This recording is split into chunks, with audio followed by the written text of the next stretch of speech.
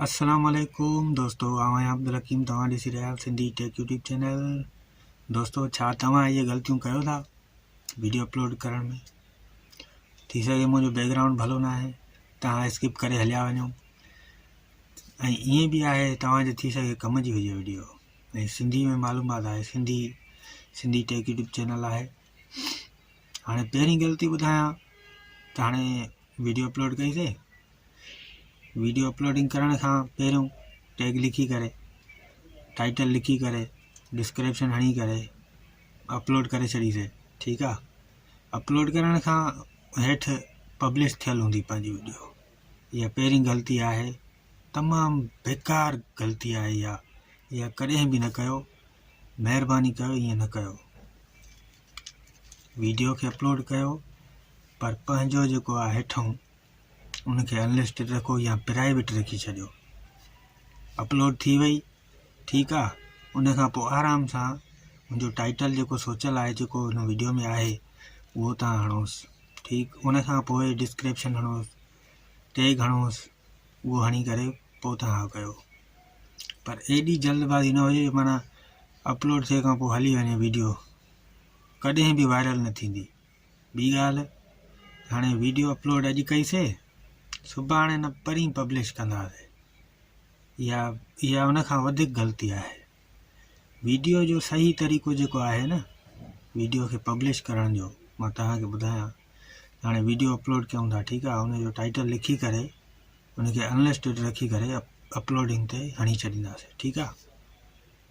उनखां बाद पाण खे छा करिणो आहे, घटि में घटि ॿ कलाक 2 या 3 कलाक छॾे ॾियणो आहे वीडियो खे, माना प्राइवेट हुजे या अनलिस्टेड हुजे।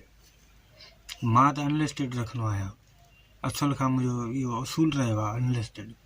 उन सां ईअं आहे त हाणे उहो प्रोसेस बि उनजो ख़तमु थी वेंदो, ऐं उहो माना टाइटल जेको लिखियलु हूंदो वीडियो में, वीडियो जो टाइटल जेको पाण लिखियोसीं, उहो उन्हनि माण्हुनि ताईं कवर पियो कंदो, फ़िलहालु पियो फिरंदो त हाणे कहिड़ी ऑडियंस ॾे वञे ही वीडियो पंहिंजी।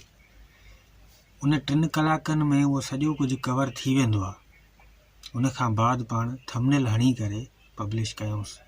सही तरीक़ो इहो आहे, घटि में घटि 2 कलाक 2 या 3 कलाक हुजणु ज़रूरी आहे टाइम। ईअं न आहे अॼु अपलोड कईसीं, सुभाणे न परीं पब्लिश कंदासीं, अॼु तकड़ आहे, हीअं आहे, हूअं आहे, हेॾे था वञूं होॾे था वञूं। जेकॾहिं ईअं तकड़ वारो सिस्टम बि आहे त उनजे लाइ बि हिकु बहितरीनु हल आहे, उहो इहो आहे त उते अनलिस्टेड वटि हेठि ऑप्शन में टाइमर सेट बि आहे, ठीकु आहे। उहो तव्हां पंहिंजो टाइम सेट करे छॾियोसि, टाइम सेट करे ऐं सेव करे छॾियो वीडियो। उहो टाइम पंहिंजे ते पाणे पब्लिश थींदी, मोबाइल कढण जी हलाइण जी ज़रूरत ई न आहे, उहो पाणे पब्लिश थींदी। इहा हिकिड़ी ख़ुशूसन हुन में ख़ासियत रखियलु आहे। इहो माना सुठो कमु थियलु आहे न। हाणे मिसाल पाण अॼु वीडियो अपलोड कयूं था, मिसाल शादी आहे, वियांह आहे, काॾे बि वञूं था, उते मिसाल इहो कमु नथा करे सघूं पाण त उन वीडियो ते टाइमिंग सेट करे था सघूं न। उन में कमु पंहिंजो बची पवंदो, मोबाइल बि न ॾिसंदासीं, और उन टाइम ते पब्लिश थी वेंदी, पंहिंजो टाइम बि बची पवंदो ऐं वीडियो बि वायरल थींदी इंशाअल्लाह। वीडियो वायरल जा बि काफ़ी तरीक़ा आहिनि, काफ़ी सेटिंगूं आहिनि। सही तरीक़ो इहो ई आहे जेको माना पब्लिश करण जो, माना तकड़ में कमु न करे माण्हू, जल्दबाज़ी माना हिन ते करणी न आहे। जेकॾहिं करणी आहे त पोइ कमु न थींदो। ऐं के वीडियो तव्हां ॾिसंदा हूंदव यूट्यूब ते, किना वीडियो हूंदी, किने ख़राबु वीडियो हूंदा, उन्हनि ते हेॾा मिलियन में व्यूज़ हूंदा। बसि इहो को हिकिड़ो नसीबु आहे माण्हुनि जो, ऐं उहो वीडियो कॉन्टेंट वई हूंदो, पराओ चोरी थियल, उन ते व्यूज़ वॾा हूंदा आहिनि। असां हेॾी महिनत था कयूं, हेॾा थंबनेल, हेॾा टैग, हेॾियूं ॻाल्हियूं, मिसाल हर शइ जो ख़्यालु था रखूं, पोइ बि असांजा वीडियो वायरल नथा थियनि। परेशान थी विया आहियूं। कुझु ॾींहुं माण्हू नओं जेको चैनल ठाहे थो, उनजे लाइ वॾी माना हिकिड़ी मुसीबत आहे। ॾिसो न, हाणे मां मिसाल चैनल ठाहियो आहे, कुझु वीडियो रखां थो, अॼु रखियमि, कल्ह रखियमि, माना 6-7 वीडियो रखिया। ॾिसंदो व्यू न ईंदा उन्हनि ते, पोइ वरी माना दिलि भॼी पवंदी आहे। दिलि भॼी पवंदी आहे। जेकॾहिं कमु तव्हां सही कयो त तव्हांजी दिलि छो भॼंदी? कमु सही हूंदो ओतिरा व्यूज़ ईंदा, ओतिरो चैनल माना हीअं उॾरंदो हलंदो मथे। जीअं चैनल उॾरंदो आहे त माना ख़ुशी थींदी आहे हिकिड़ी वॾी, त यार हाणे अञा वधीक महिनत कंदुमि, हिन वीडियो जा व्यूज़ इलाही आहिनि, हिन में पाण वरी चेक कंदासीं त हिन में छा आयो आहे पाण अहिड़ो जो हे व्यूज़ अचनि था पिया। तो इहे ॻाल्हियूं बि माण्हू सोचे, जेकॾहिं पंहिंजो चैनल आहे हेठि ॾिसो जंहिं ते घणा व्यूज़ आहिनि त उन में चेक करे पंहिंजो त उन में मां कहिड़ी शइ इस्तेमालु कई आहे जंहिंमें हेॾा व्यूज़ था अचनि पिया।